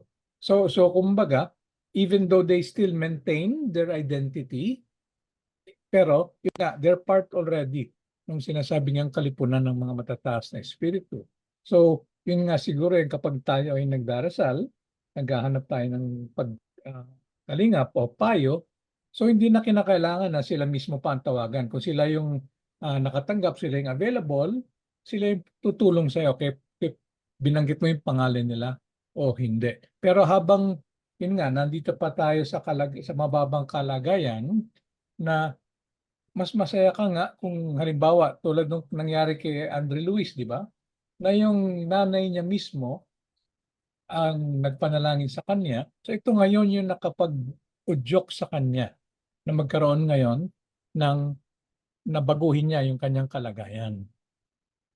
Sabi ni Jaycon, pagtuon lamang ng vibrasyon ito sa kung sino ang tatanggap. Oh yes, yun nga, nakafocus, may direksyon patungo doon sa ninanais mong ambilan ng kung anumang lakas. So, Arceli, kapag nabanggit kasi ang pangalan, nagiging more specific. Kaya yung pangalan niya nagre-reflect doon sa kabuang pagkatao, gawi ng espiritu, parang mapipicture mo siya sa mind mo. So again, yung related dun sa pag-focus. Di ba? So kasi nga tayo din, supposed to be. Di ba tinuturuan tayo kapag tayo ay nagkokonsentrasyon, magpo-focus tayo kung ano man yung nais natin na pagtuunan. So, on both sides, na naipaliwanag naman, I think. Ayaw ko, kung naging kasaya-saya ba sa'yo, Dinuel? Yung mga kasagutan o may nais ka pang liwanagin? Naisip ko lang po kasi yung idea na kasi ang gaganda ng nakaka-enlighten yung mga prayer na nabanggit natin. Kasi naisip ko, kapag ipinanalangin naman po yan ng isang tao at narinig yan ng kahit sinong espiritu, talagang ma-enlighten yung mind niya. So parang naisip ko, meron pa bang is it necessary na banggitin pa yung pangalan? Pero gets ko naman po yung naging kasagutan ng ating mga kapatid na itinutuon nga doon sa namayapa yung enerhiya o lakas siguro. Pero nonetheless po, palagay ko malaki din yung tulong niya sa mga nakakarinig pa na ibang espiritu na nasa paligid or nakakarinig doon sa mga panalangin na yun para sa kanilang ikaliliwanag. So yun po. Yes. Thank you very much, Dinuel. So wala rin siguro ng kinaiba yan, di ba? Like kung tayo ay nagbabahagi tungkol sa spiritismo. So tayo naman kasi nga hindi nagtatangi kung sino yung nais na makarinig or sino yung willing na makinig. Di ba kasi nga bukas na pag-aaral tayo So kapag tayo ay nagbabahagi halimbawa sa loob ng isang lunduyan or kahit na sa Facebook, sa social media. So kumbaga isinasabog natin. Now depende na ngayon doon sa makabasa kung mapukaw ba sila doon sa kanilang nabasa. Pero yun nga, ang intensyon halimbawa natin, like for example, bakit ba tayo nagpo-post ng mga aral sa Facebook? Para nga, ito nga kasi yung kaparaan ng nakikita natin, mas malawak yung magiging audience na ito nga pinangahawakan natin. Tulad ng sabi mo, napakaganda itong mga aral na ito. So dahil nga isa sa mga tungkulin ng isang mag-aral ay yung pagpapalaganap, na naisin natin ngayon na ibahagi ito. So like ako, lagi ako may open invitation, di ba? Kung weekend ngayon, o sino yung gusto makipag-aral, puntahan nyo lang ako dito sa McDo. So we make it available to all. Pero meron nga, kung minsan, iimbitahin mo talaga eh. Dahil nais mo talaga na meron kang mensahe na ipapaabot. So kung makikita niyo, meron talaga akong pinupulong din dahil nga meron akong nais na mensaheng ipaabot sa kanila. Nakafocus para sa kanila mismo. Pero yun nga, we make ourselves available to all na nais din na makapag-aral ng Spiritismo. So ganun din, sinasabi mo nga, napakaganda nga kasi nitong mga prayers na to, sasabog natin sa lahat. So kaya nga may pagpapalaganap dun sa ikatlong natin, tungkulin natin. Brother Paul? Siguro maihalin tulad din natin yan, wari na tayong mga nag-uusapan, isang usapan dito. Focus tayo, no? Na yung mga aralin na binabanggit natin dito na kukuha natin. Pero meron din namang mga espiritu na nasa paligid natin na nababahaginan ng mga aral na ating pinag-uusapan. Na ibig sabihin ko, ay kahit na tayo lang ang nagpapatungkulan sa isa't isa, meron ding mga kabahagi na mga nasa paligid na nababahagi ng katulad ng panalangin. Yun lamang. Yes. So yun nga, nung sa binabanggit ni Brother Paul, hindi niyo pa ba narinig yun na like sa mga abot-sabi, na sinasabi nga, di ba, na kumbaga yung mga espiritong gala, mapupunta sa isang dunduyan dahil nga meron daw silang nakitang liwanag. So ito nga yung sinasabi natin na kapag mayroong nag-aaral, di ba, dumarating yung mga matataas na espiritu. So sila yung makikitang kaliwanagan din dahil nga mayroong isang pagpupulong ng mga espiritong naghahanap na maunlad, mapaangat yung kanilang kaunawaan. So ito ngayon yung parang nagiging ilaw na tumatawag ngayon ng pansin doon sa mga nasa kadiliman. So kaya nga siguro lowerin natin star kasi nga tayo ay nagbibigay ng kaliwanagan o yung spiritismo ay nagbibigay ng kaliwanagan. So hindi naiiba ngayon, like hindi lang nga kasi lugar, di ba? Kasi ang focus ng iba lugar eh. So kung saang sentro, di ba? Pero kung iintindihin natin, ang nagpupulong naman nagsasama-sama yung diwa natin eh. So kahit tayo ngayon ay nasa iba't ibang lugar, yung ating diwa, di ba, nag-uugnay, nag-iisa. So sumasang-ayon ako sa sinasabi ni Brother Paul na marami ring nakakasagap ng mga espiritu dahil nga diwa sa diwa naman ang pakikipag-usap eh. So nasasagap din nila yan. Okay? Brother Abraham, go ahead. Kasi kung nababasa natin sa banal na kasulatan yung sinasabi, yung winika ng Panginoon, kukunti ang manggagawa, marami ang aani, kukunti ang manggagawa. Kaya sa espiritismo nandito yung katuparan. Kasi tayo yung nagsasagawa ng mga bagay nito. Kasi kung titignan natin sa paligid, karamihan ng mga mananampalataya naniniwala, iisa lang ang buhay. Sa atin ay pabalik-balik. Kaya ito yung naging tungkulin na ating tinanggap na maging kamanggagawa ng Panginoon. Yun lang para sa akin. Para makita na kasi sa ating kasipi ang kumbaga sa pinapakita lang sa atin dito na meron tayong mga kapatid sa lihim na nagdurusa. At yung mga vibrasyon na nakikita natin sa paligid ay nililikha din ng mga madidilim na kaisipan. Kaya napakahalaga na may manggagawa na tangang gaganap. Bagamat kukunti tayo, sabi nga raw po. Pero hindi naman porket ikaw lang nasa espiritismo. Meron din naman gumagawa mga spiritualist eh. Kaya ito yung magandang pagkakataon na mabuksan yung unawa ng mga mag-aaral sa Espiritismo. Yun naman po para sa akin. Yes, thank you very much, Brother Abraham. Hindi ko alam kung nafa-follow niyo yung politics sa Amerika, no? Brother JB, I think you're familiar with this. Diba? So yung mga Democrats ngayon, so si Kamala Harris, pati yung running mate niya. So their campaign is they're making it about joy.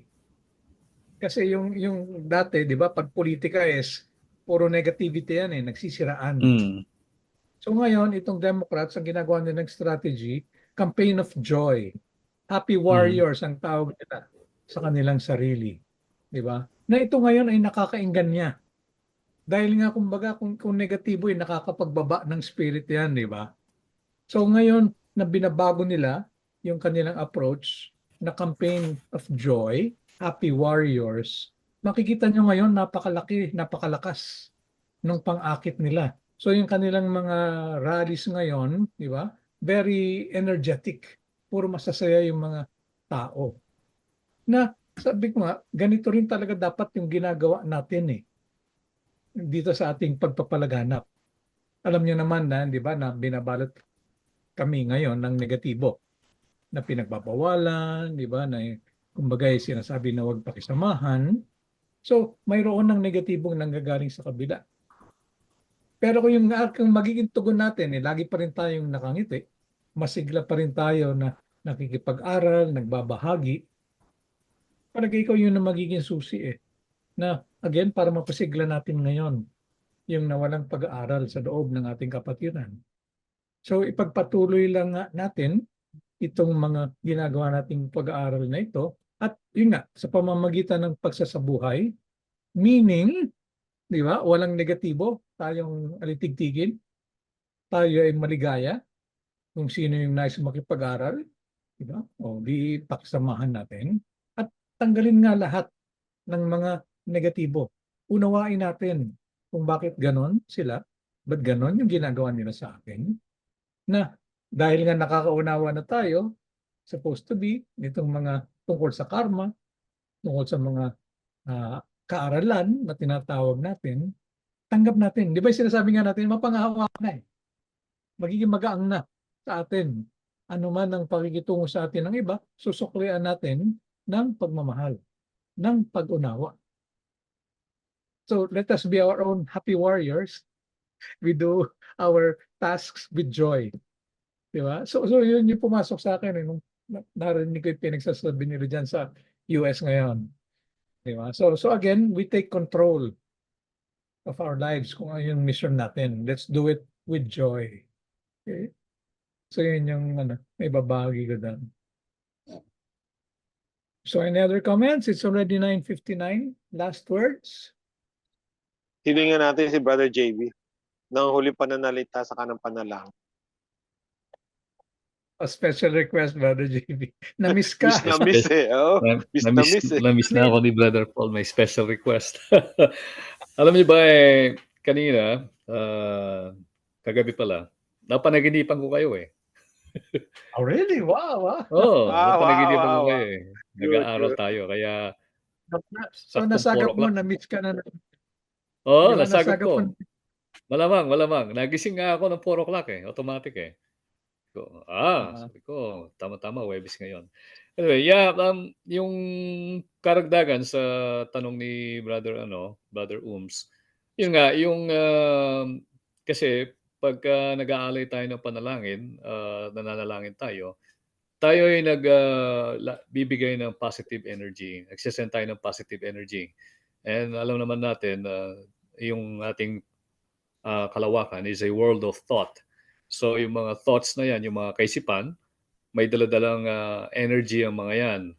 So kung nagdanalangin tayo para mapagaling ang kapatid sa kanyang karamdaman, kailangan nating i-focus kung kanino natin gustong idala yung positive energy na yon. Kaya meron tayong mga guide how to focus it. Una, yung pagkakakilanlan sa kanya, kung sino ba siya. Bisa humingi pa nga tayo ng letrato ng kapatid na inaalayan natin ng panalangin. Lalo na kung hindi natin siya kakilala, we have no idea kung sino siya. So to direct the energy, ina-identify natin. So, meron din naman tayong panalangin na pangkalahatan. So, iba naman yung impact nun. So anyway, yun nga, napakahalaga na we always do things on a positive note. At lalo na sa mga kapatid natin na tinutuligsa tayo at kinakalaban tayo sa pagpapalaganap sa pag-aaral natin, ika nga do not fight fire with fire. Kung sila ay apoy sila, tapatan natin ng tubig. At para dito natin nasusubukan yung pag-aaral natin na although hindi naman natin sila tinuturing na kaaway, pero ang hiling sa atin, mahalin natin yung ating mga kapwa, lalo na yung mga kaaway natin. So dito natin nasusubukan ng husto. Ano na ba ang naabot natin sa ating mga pinag-aaralan sa ating group study na ito? So anyway, yun lang. Salamat kapatid. Na-miss ko rin kayo. There you go. Pero before lang ikaw mag-final prayer na Brother JB, tulad nga nung nabanggit ko, na-ospital na naman si Brother Ven. So prayers ang kailangan. But at the same time, gusto ko na rin ipabot sa inyo, baka meron kayong may abot na konting tulong sa financial dahil ika-4 na beses na nga na-ospital. So medyo nangangailangan na rin ng material na tulong. Dahil umaasa lang dun sa nag-iisa niyang anak na siya yung tumutustos doon sa kanilang mga gastusin. So kung meron kayong may abot, let me know. Or pwede ipadaan sa akin or hingin ko yung GCash siguro ng kanyang anak. Okay, so let me know kung merong nice na mag-abot ng konting tulong sa inyo. So yun na lamang muna. Thank you very much, Brother JB. And can you do the closing prayer? Sure. Manalangin po tayo mga kapatid. Panginoon Diyos, muli kami po ay inaabot namin ang walang hanggang pagpapasalamat sa pagkakataon na pinagkaloob niyo sa amin para sama-sama kami magkakapatid at pag-aralan at alamin ang iyong banal na layunin dito sa mundo para sa bawat isa sa amin. Sana po ay lalong lumawak ang aming pangunawa, ang aming pagkilala at maibigyan namin ng katuparan ang mga aming pinag-aaralan sa aming araw-araw na buhay. At dinadalangin din po namin ang aming kapatid na Ben, kung ano man po sana ang karamdaman na kanyang nararanasan ngayon. Sana po ay may paabot namin, pinapaabot namin ang aming mga kaisipan para mabigyan ng kalunasan ang kanyang katawang laman at magkaroon ng kaginhawaan. Muli kami po ay nagpapaabot ng walang hanggang pasasalamat sa nawa. Okay. Maraming salamat po. Good evening. Thank Muulan you, pa ba dyan? everyone. Good evening sa lahat. No. Umulan kanina. Parang sa panaginip ko kagabi, Brother JC, sa ganito. meeting place mo, pupunta pa tayo? Magkikita ba tayo? Saan? Sabi ko, Saan? magkikita ba tayo sa meeting place mo, sa opisina mo? Always. Pero yun nga, this Saturday sa Laguna ako, kami Sister Let. Meron ka ring opisina sa Laguna? Meron na rin. May satellite office ako. Okay. Maraming salamat po. Thank you. Bye-bye.